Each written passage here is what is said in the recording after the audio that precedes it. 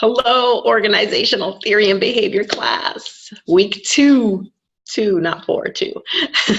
We're going to cover the content so that you are ready to get your quiz done for this week. I am going to talk about the difference between e-business and e-commerce.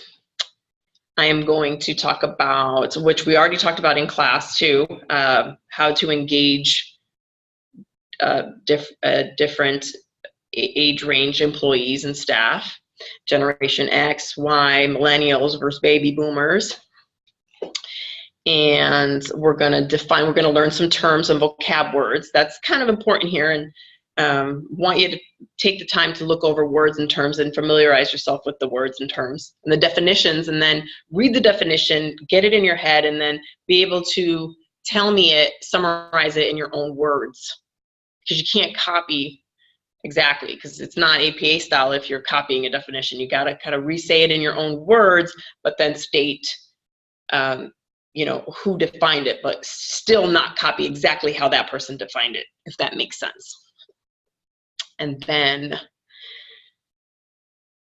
we'll talk about, which we talked about here in class before, how organizational culture is similar, different to social culture, and how this is like similar to sociology, but how we have sociology and the study of the groups of society, we have organizational behavior, which is the study of similar to sociology, but in a smaller group, an organization.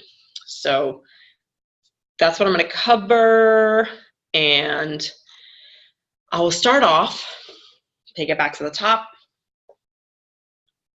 I want you guys to think in terms of the world we live in right now.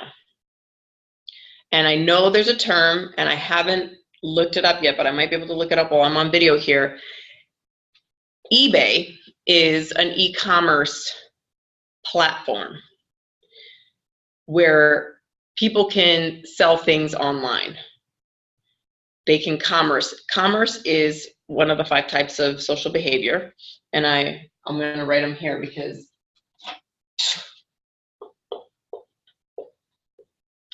commerce, conflict,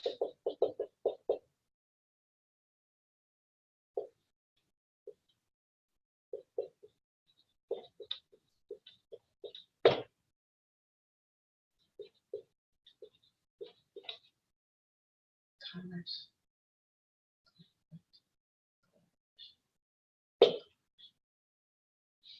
competition. Because I always have collaboration and cooperation. I sometimes list them separately, but it's competition down here. And our book talks about being more, oh my goodness, it's looking backwards in the video, but that's okay.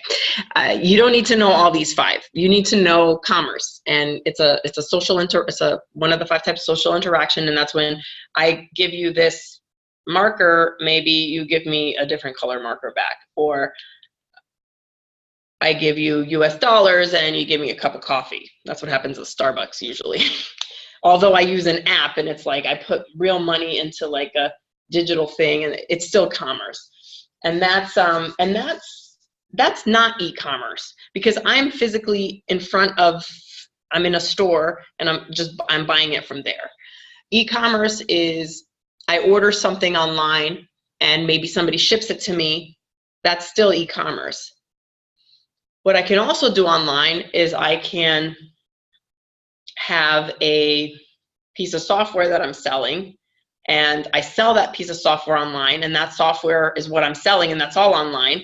Then and I'm not only e-commerce, but now I'm e-business. Everything is online. So think in terms, can you think of any examples other than eBay and Amazon? Can you think of another example? Maybe there is a store, I don't know if you started to notice these, but maybe there's a store like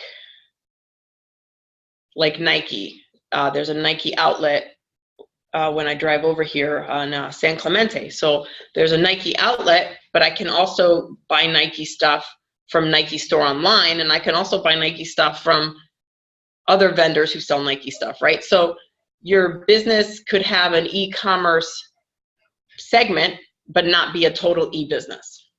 Okay, I think I'm clear on that. And then for organizational behavior, thinking about the implications, imagine all your business is online and that maybe you don't need an office space. You don't need to rent an office space. You don't need to provide your employees with computers. They use their own. That's one of the implications when it comes to e-business. Also, like, your employees and staffs can work in the comfort of their own home or their own beach or their own Starbucks or whatever, as long as they're using they make their own workspace wherever their workspace is, but they got to get their work done. I remember calling customer service for somebody. I don't know if it was Dell, but like the customer service rep had their kids like talking in the background. It was totally fine, but and I'm okay with it. And I think as humans, we're okay with that. So that's the implication: more flexibility for the employee, lower overhead for the organization, for the business owner.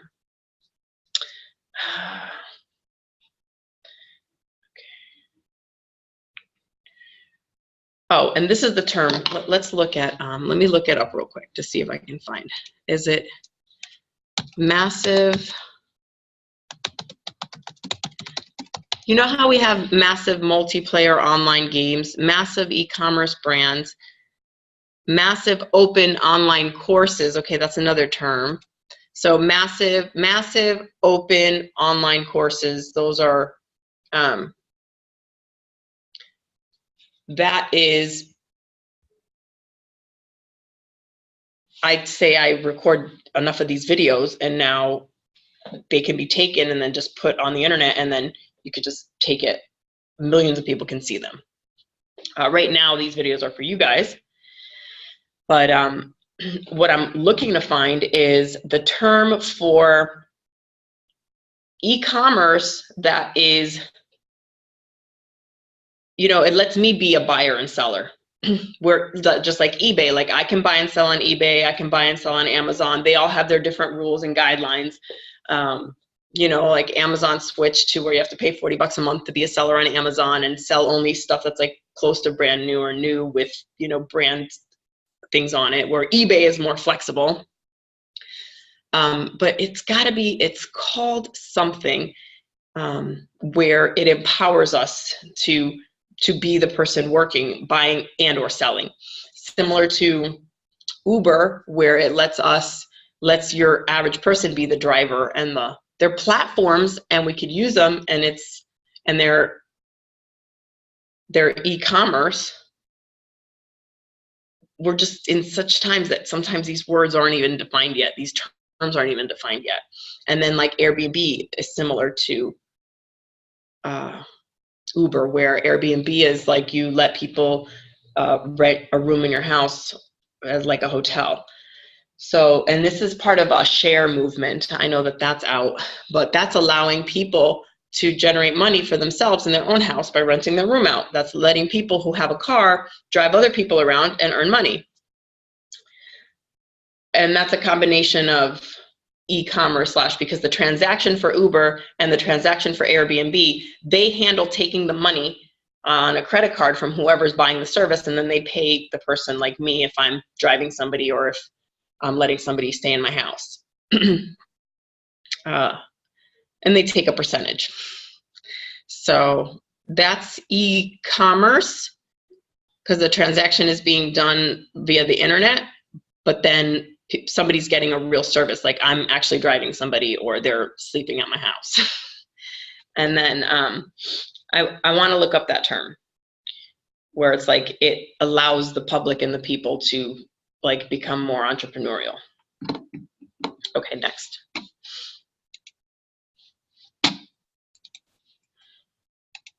Okay. All right, initiatives that can help to keep older workers engaged and committed to working. So we're in 2018, the baby boomers are the older workers right now.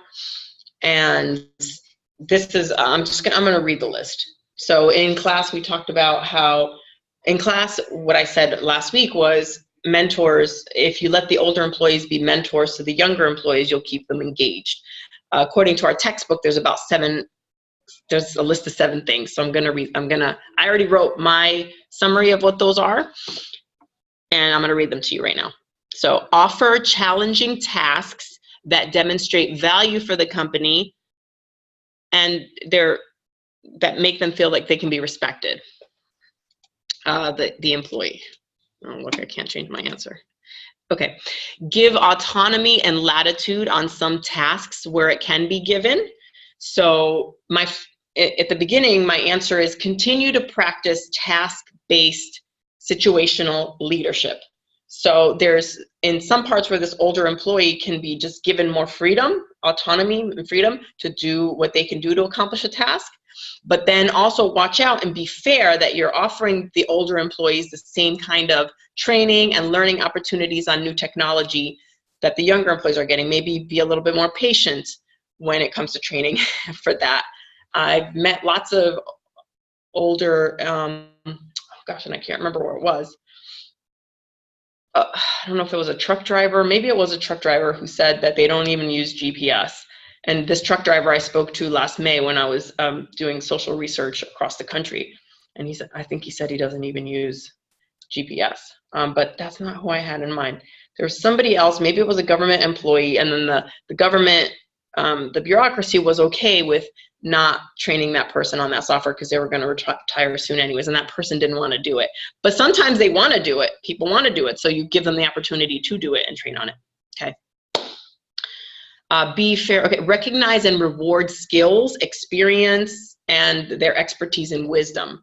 And then with that comes allow and encourage mentorship. So the wiser, experienced person can be mentoring the younger person. The younger person can also be giving tips to the older person about tech stuff. And that's kind of where I find myself sometimes when I consult and when I have people who I work with who they mentor me in a sense for business, and I learn from their experiences. And then they like to keep me hanging around because I can always do a lot of their tech stuff. And so it's a good relationship. We both get value. Allow and encourage mentoring to younger workers. I already just said that. Respectfully and sensitively supervise. This is where I wouldn't have a millennial be the supervisor or manager on a baby boomer. That's just me. And I've seen it happen in organizations. Unless that millennial is exceptional and has the ability to be sensitive in supervising and being respectful, you got to be careful there. Set up the workspace to be engaging and entertaining. So this is for any type of employee, right? Who doesn't want to have a place to work that's engaging and entertaining? But on top of that, make sure that people have tools they need to do their job, and then make it fun, like have group activities, encourage people to go to lunch together or to do stuff together or to even have team building activities once a quarter or whatever. Because that helps keep people happy in the workplace. And then let me go rewind and go back to the top. Imagine, how do you do that when you have an e-business and all your employees live in different places? You know, how do you get them to, work together?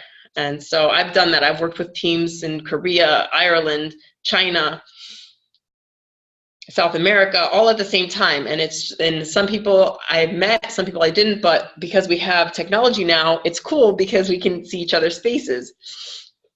So that's a way as we move to e-business. So go to the next one. So the next topic.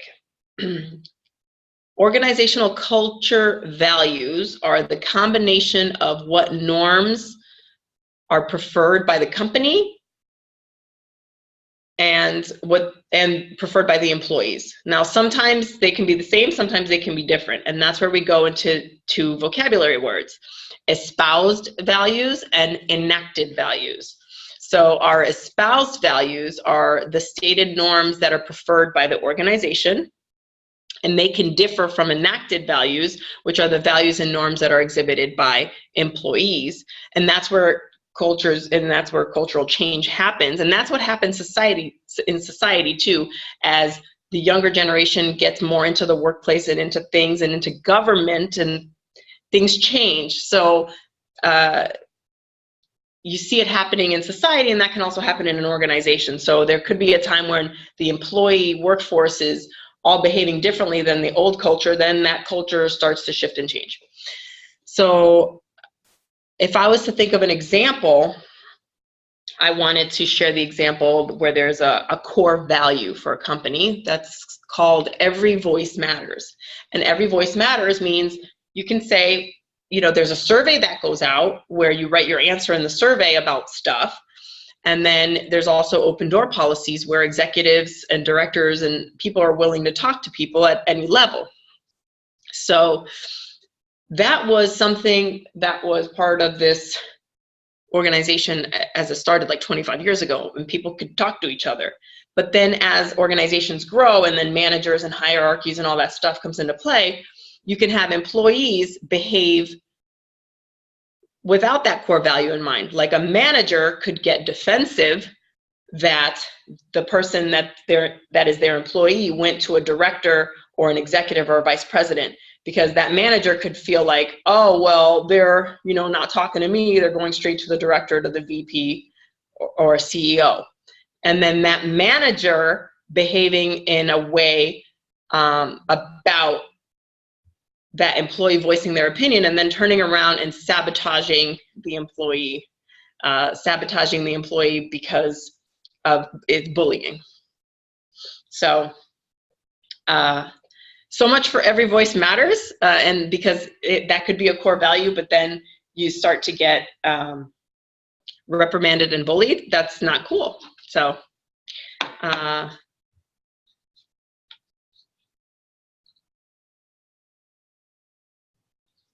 we'll go to the next one. Compare and contrast the concepts of societal culture and organizational culture.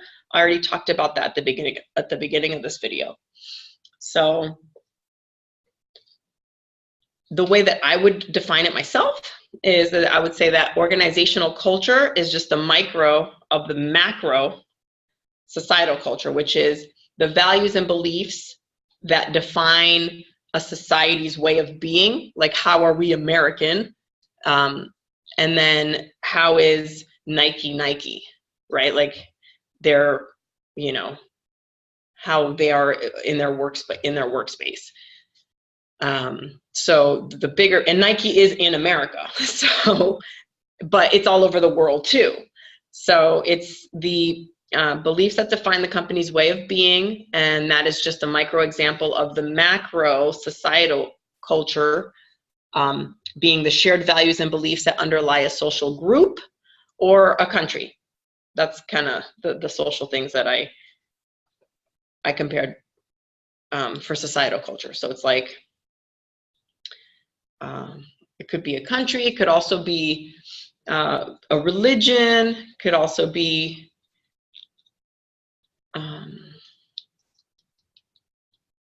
values. If it's not a religion, like another type of belief system that's not a religion, it could be, like those who embrace technology and those who don't.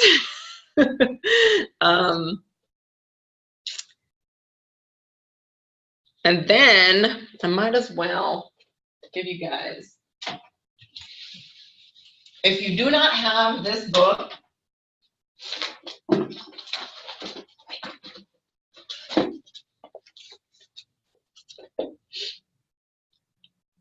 it is the 6th edition APA publication manual, which you flip through. See, mine has notes and stuff.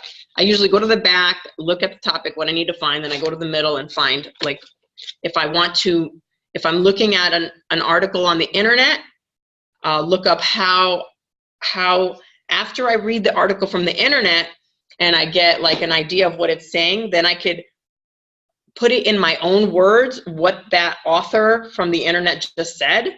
I put it in my own words, and then I cite it.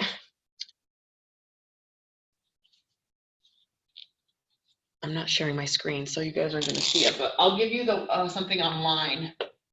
OWL, Purdue, APA 6. You put that in the internet in your search, and then you will get a little kind of, it's kind of like this stuff digital, where it'll show you, hey, if I'm reading an article on the internet, how do I make it into a reference? How do I say, you know, this author from the internet, you know, his name is Zach, he wrote it in 2013, his last name is Zach, right?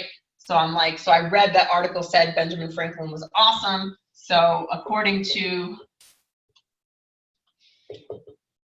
I would actually write it like this. If I was to write it, according to Zach, and then I would put 2013 here, Ben Franklin was awesome, hi. And then you can come in. I'm recording the video for class. That's fine. Ben Franklin was awesome. And then, I don't know if you guys can see on the board. Okay, let me fix the video here. Okay. Then, so according to Zach, parentheses 2013, Ben Franklin was awesome. This is just an example of an article. Then at the bottom, I would say references. And then I would write, you know, Zach is his last name, comma, his first name is maybe Angelo, A dot. And then he wrote it in 2013, so I would put the date. You guys can't see it. There you go. And then I would write the title of the article with, you only capitalize the first, you know, like say the article is awesome, Ben Franklin, but because it's his name, you would put a capital in the name. But if you, otherwise you would just, the title would be, let's say the title is American Heroes. So if the title of the article is American Heroes with a capital A and a capital H, when you're doing it in APA style, you're just going to write American, and then it's going to be a lowercase h, heroes, and it's going to be italicized. And then period, and then you're going to write, you know, where you got it. Maybe it's inc.com, whoever, whatever internet site or periodical, New York Times, I don't know, inc.com, and then the date, and then, sorry, retrieved from, you write the word retrieved from, and then you put the link in there. Let's see how neat that is. And I don't know how you guys are seeing it on the camera, if you're seeing the writing clearly or not. So we are at a few minutes here, and class is about to start for Thursday night. I think I covered almost everything you need to know. And like I said, get your citing done properly. Read the article, absorb the information, write it in your own words, credit the author, because that's on your quiz too. And if you, like I said, if you don't have this book, do a search for OWL Purdue APA 6. So good luck, get your work done. Thank you for posting on time this week. Keep up the good work, and remember to respond to 2 of your classmates, probably, you know, like Friday, Saturday, Sunday. Soon as people start to get their content in, which we hope everybody gets their content in by Thursday, Friday, so they don't lose points. And then, you know, Friday, Saturday, Sunday, start replying to your classmates. Cool. Hi, I'm done. You guys are gonna watch this video whenever you get to it.